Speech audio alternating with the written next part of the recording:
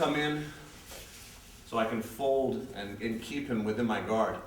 The other one here, so as I open up this way, I can hold my own foot, fold it inside here, and put my hook all the way through so I can step back on his hip.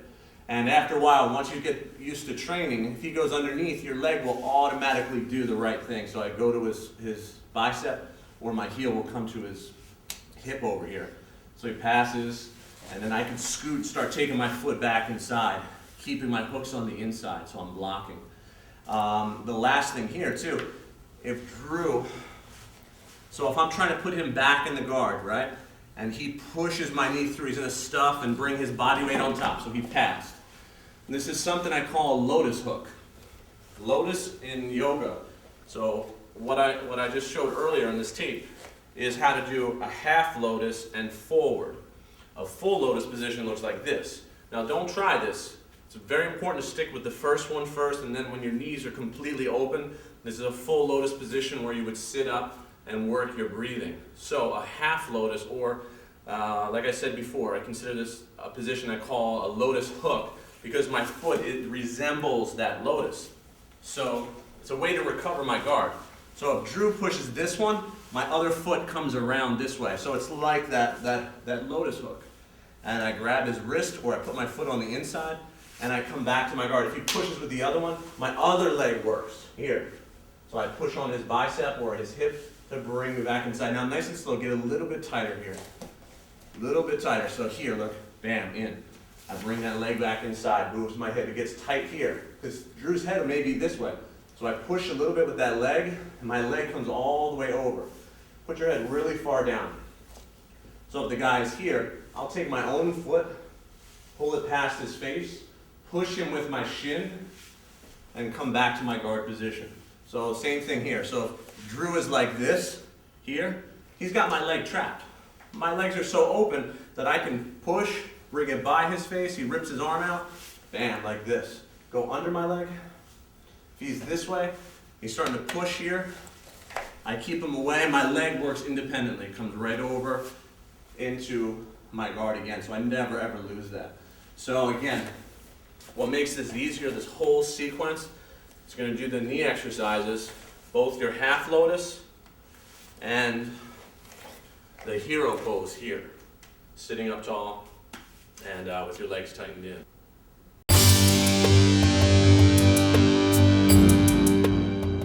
So I want to talk about taking the back, and when we finally get there. Just getting there, open hips, help enormously. So as I demonstrated before, I like to get my close hook in first, my second hook in on the far side after I slide that first one in. The other thing, if I take the back and my opponent is face down, my feet and my hips have to be in a certain relationship to apply the most weight. So what I need to do, so my knees here, I can almost do a full split here with my knees. So assuming the guy's below me, I need to press my hips forward. So from this angle here, my feet are together, they never cross.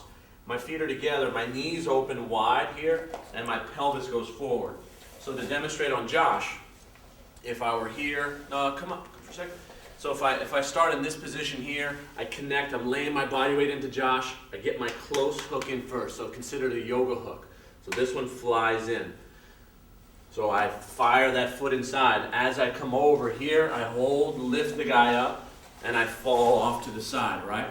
Now if Josh chooses, he can roll to his belly over on this side. Now I'm locking my hooks inside. I am not uncomfortable here because my hips are open. If the hips aren't open, it's very uncomfortable to stay here. Now I'm gonna follow Josh up. He starts getting up, and I'm gonna flatten Josh out here. My knees are gonna open up wide, and my pelvis is inside. This allows me to attack. Now, if Josh tries to get up, I'm not uncomfortable. My feet are not uncomfortable here. So try to get up onto your knees. If he starts going, my feet are open, my knees go open wide, and I'm putting 100% of my body weight into the guy's back to attack. So one more time. I hold, I step inside here, I get my hook inside, and I twist my hips this way. I step over, lift the guy up, have my other hook in. Now if I sit back this way, I want to keep my control.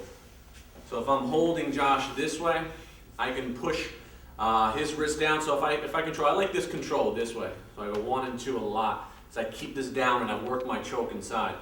That arm will be the problem at this point. So I keep it isolated. I fall off to my side, and now my flexibility is going to take part here. So I go all the way up and I hook down here. My toes here are hooking behind his back. And then I have all the choking power here that I want. Another one, so let's say Josh is, I'm trying to choke, he's holding 2 hands on my wrist here to try to pull this off.